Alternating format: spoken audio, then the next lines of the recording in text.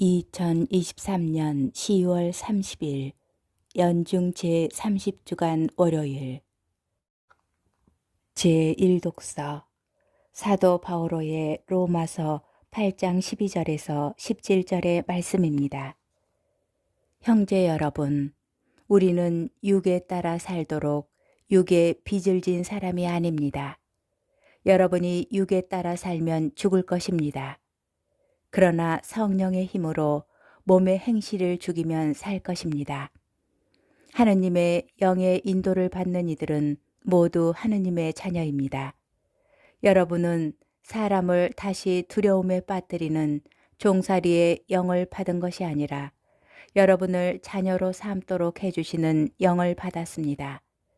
이 성령의 힘으로 우리가 아빠, 아버지 하고 외치는 것입니다. 그리고 이 성령께서 몸소 우리가 하느님의 자녀임을 우리의 영에게 증언해 주십니다. 자녀이면 상속자이기도 합니다. 우리는 하느님의 상속자입니다. 그리스도와 더불어 공동 상속자인 것입니다. 다만 그리스도와 함께 영광을 누리려면 그분과 함께 고난을 받아야 합니다. 주님의 말씀입니다. 복음, 루카복음 13장 10절에서 17절의 말씀입니다. 예수님께서 안식일에 어떤 회당에서 가르치고 계셨다. 마침 그곳에 18해 동안이나 병마에 시달리는 여자가 있었다. 그는 허리가 굽어 몸을 조금도 펼 수가 없었다. 예수님께서는 그 여자를 보시고 가까이 부르시어 여인아, 너는 병에서 풀려났다 하시고 그 여자에게 손을 얹으셨다. 그러자 그 여자가 즉시 똑바로 일어서서 하느님을 찬양하였다.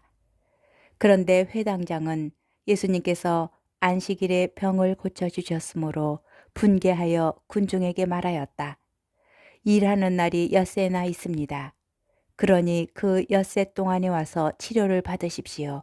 안식일에는 안 됩니다. 그러자 주님께서 그에게 이르셨다. 위선자들아, 너희는 저마다 안식일에도 자기 소나 나귀를 구유에서 풀어 물을 먹이러 끌고 가지 않느냐. 그렇다면 아브라함의 딸인 이 여자를 사탄이 무려 18해 동안이나 묶어 놓았는데 안식일일지라도 그 속박에서 풀어주어야 하지 않느냐. 예수님께서 이렇게 말씀하시니 그분의 적대자들은 모두 망신을 당하였다. 그러나 군중은 모두 그분께서 하신 그 모든 영광스러운 이 일을 두고 기뻐하였다. 주님의 말씀입니다. 오늘의 묵상. 오늘 복음은 예루살렘 여정을 이어가는 예수님과 회당장 사이에서 벌어진 논쟁을 중점적으로 다루고 있습니다.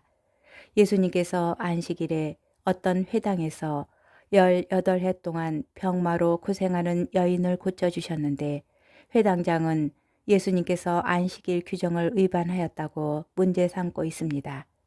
율법은 안식일에 어떤 일도 해서는 안 된다고 강하게 규정하고 있습니다.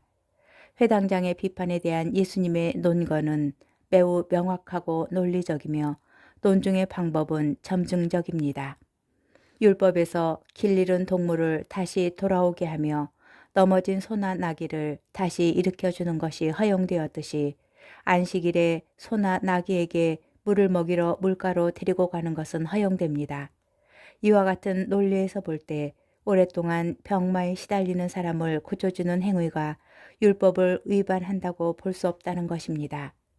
예수님께서는 안식일 규정 준수와 같은 종교적 의무도 중요하지만 사람의 생명이 더 중요하다는 것을 강조하시며 안식일의 참다운 의미를 가르쳐주고 계십니다.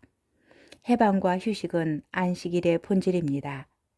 예수님의 눈에 회당장은 위선자입니다.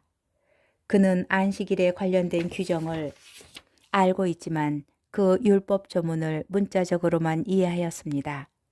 안식일 규정에 담긴 정신, 곧 안식일이 사람을 위하여 존재하는 날이라는 것을 모르고 있었습니다.